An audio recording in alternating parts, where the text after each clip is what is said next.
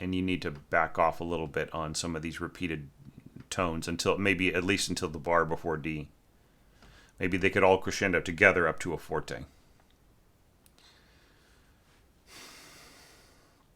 Yeah, now having said that, just looking at the scoring of the brass right in here, horns really need to come back to a treble clef here. And here, I mean, there is something to be said about horn partners being in octaves and others in thirds and so on and so forth. But then this type of scoring, the horn players like they're used to listening to themselves in a stack rather than in enclosures, right?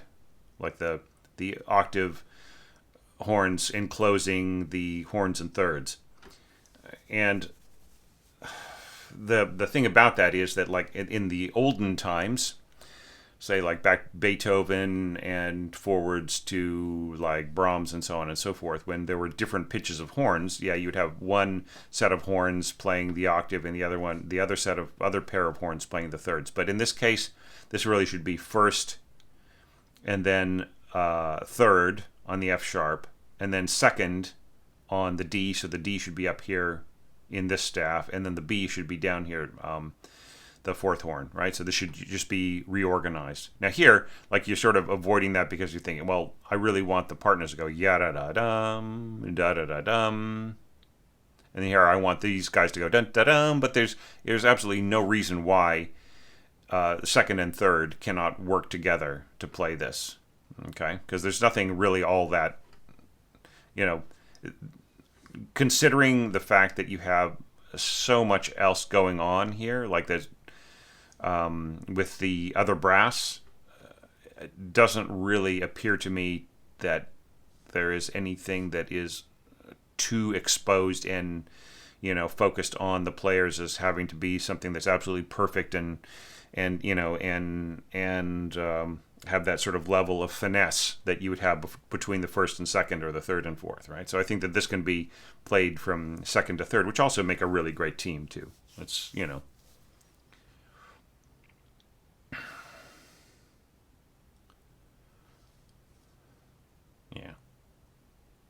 yeah, with the trumpets and I mean, it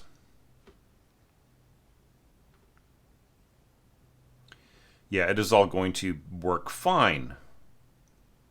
There's a few low third trumpet notes in there, but that's the nature of third trumpet playing a lot of the time.